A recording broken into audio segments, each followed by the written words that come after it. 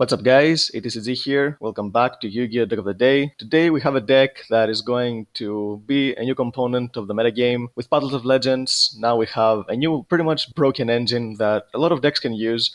Decks that don't really rely on having a lot of cards in the extra deck can use this NUMERON engine to pretty much either have an OTK potential going second or make an unbreakable monster going first that will completely lock your opponent from playing the game.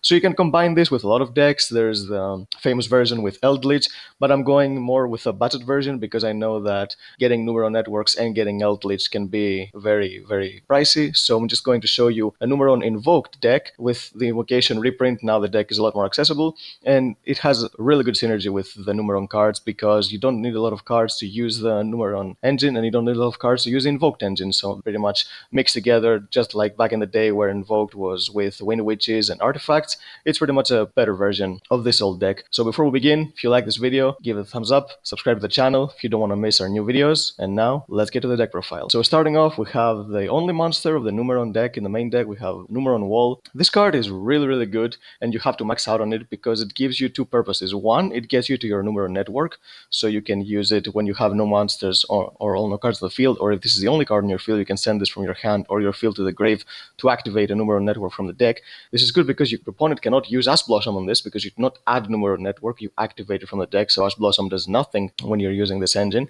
And also has a second effect that if you take battle damage, you can special summon this from your hand and end the battle phase, so it can catch your opponent off guard when they're trying to OTK you. So it has multiple purposes. It's a really good all-around card. And the only monster you play for the Invoked engine is 3 Alistair the Invoker, because Alistair is Alistair, you just go to your fusion plays. And the good thing about this engine is that it forbids you from summoning more than once after you use NUMERON network. But Alistair can use its effect when it's flip face up, so you can just set Alistair. If your opponent runs over it, then you can search your invocation, or if you have multiple copies, you can flip this Alistair and then you can have more summons during the next turn, and you won't be on the danger of getting Nibiru'd because sets do not count for Nibiru summons.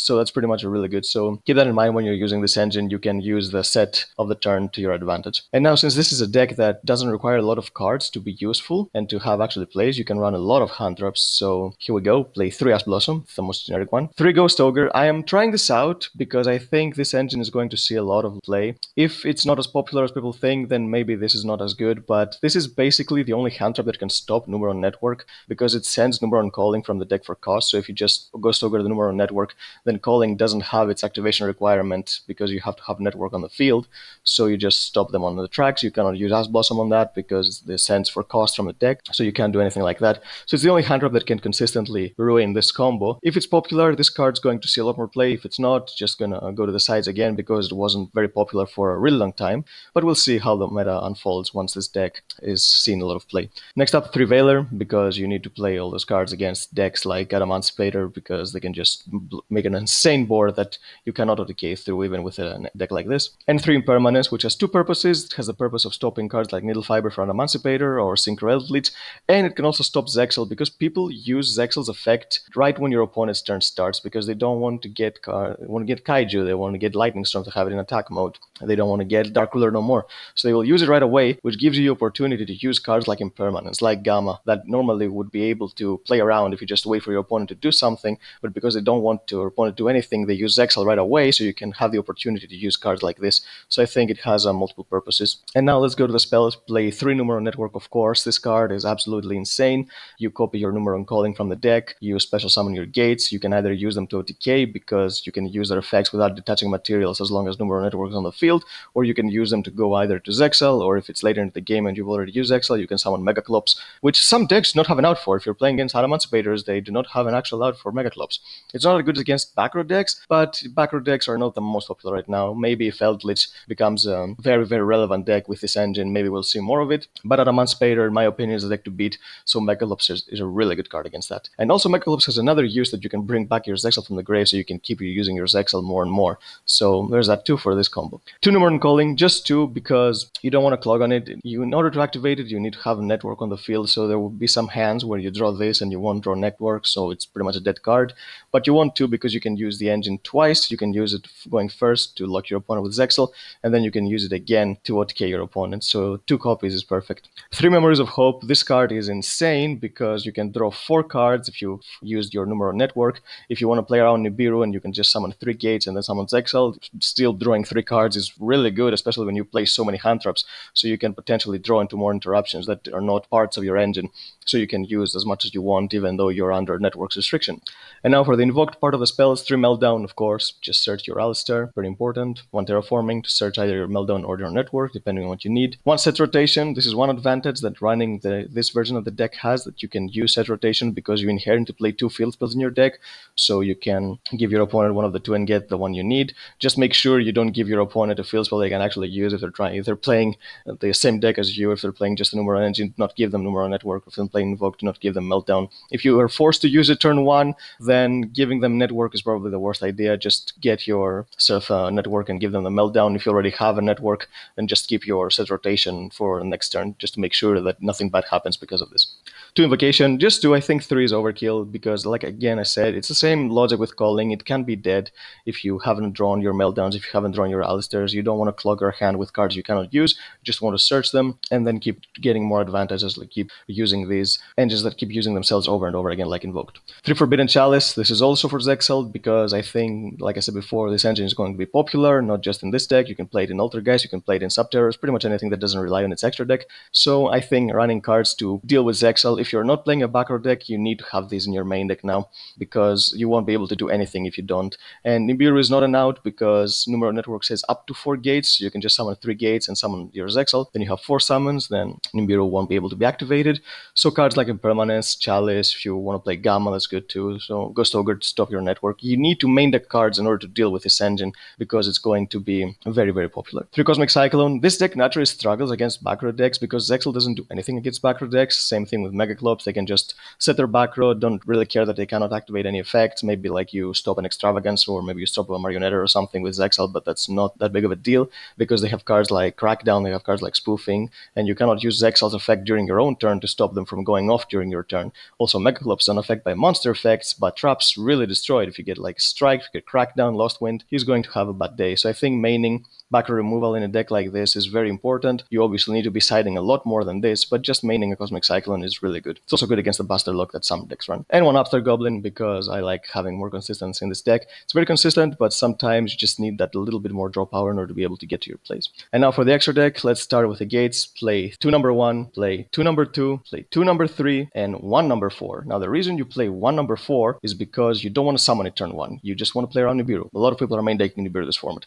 So you summon the first 3, then you go into Zexal, and then when you go into OTK, that's when you need all 4 gates because they can just keep doubling each other's attack points. When the first one attacks, they'll become 2k. When the second attacks, they become 4k. When the third attacks, they become 8k. And probably the number 4 is going to OTK your opponent. So this is the correct ratio, I think. You will not need more than one of the number 4. So just make sure you don't lose to Nibiru when you're playing this deck. We play 1 number Chaos 1. This card, you can slam it on top of your number 1. It's just a ward wipe. It banishes everything on the field. And then it has an effect that will probably never come up, but during your next standby phase, if you still have your Numeron network on the field, this card will bring itself back and inflict damage to your opponent equal to the combined attack of all your banished Xyz monsters, which is usually 3000. Still, that's not going to happen too much because if you board wipe and you give your opponent a turn while you have a clear board, probably Numeron network is not going to stay on the field, so you won't get the chance to use it. But it's something if you want to clear the field if you cannot OTK. When Topic Zexal, of course, mandatory. You have to play it as long as we have it in the game. If Konami doesn't decide to ban it, we're going to keep using it.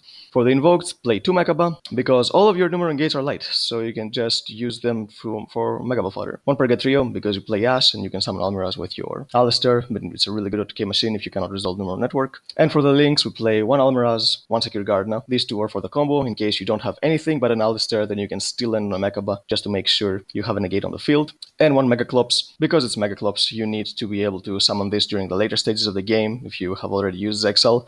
Or if you think that your opponent might have an out to Zexal, then maybe this is better because, like I said again, some decks like Adamant Emancipator, and basically all those decks that do not run back row are really susceptible to a card like this because it's unaffected by any card effects and can't be destroyed by battle than anything that exceeds monsters. So unless your opponent is playing something like a summon like maybe a Redoer, then they're not going to be able to deal with this card. And not only that, it has a really great effect that you can target an Xyz monster in your grave, and one card your opponent controls, you bring back that Xyz monster and you put the card your opponent had on the field as material to that Xyz monster. So you can keep bringing back your Zexal, and during each turn you will have one material so you can stop your opponent from playing a game. So it's a really good combo if you get into a grind game with your opponent, so you can have infinite sustain, and with using cards like the Invoked, you will always have advantage. This is one deck that does the same thing that Striker did. It outgrinds your opponent very, very consistently. It's not the OTK deck if you're going first, because if you summon your Zexal, then you will not be able to use your Numeron network because you will have a monster on the field to OTK. If you go second, of course you can OTK, especially if you've dropped your opponent's plays down with hand traps. But it's a really good deck at outgrinding your opponent. Can get a lot of resources by using many cards. Because of cards like Members of Hope, you can get new hands to replenish what you've already used to stop your opponent. So you can get, like, if you've used 3 hand traps on your opponent, then having just one Numeron network and 1 Members of Hope can pretty much give you a new hand. So yep, this deck has many ways to win the duel, and this is why I think this engine is going to see a lot of play in a lot of decks. This is just one version of it. You can try anything you want with it as long as you don't mind spending 10 slots in your extra deck, then pretty much your deck is going to get a huge boost from playing this deck. As long as we have Zexal, it's a good going second or it's a good going first engine, because if Zexal gets banned, this is probably going to be transformed into going second deck that can OTK, because just summoning a Mechalopsin 1 is not the best thing. It's not as good as Zexal, but like I said, as long as we have Zexal, of course, we're going to abuse it. And this is a different version of anything that we've seen so far in the meta, because all we've seen is cards like Needle Fiber and Link Cross and so many crazy combos, so it's a good thing to have something that is different. And I'm not saying it's a balanced thing, but if we have more variety, then I don't think people are going to complain, because people that are going to play this deck are going to have to be wary of backrow decks, and people that do not want to lose to this deck are going to play backrow decks. So it pretty much creates this dynamic that creates more variety in the deck and in the format. But we will see how it unfolds.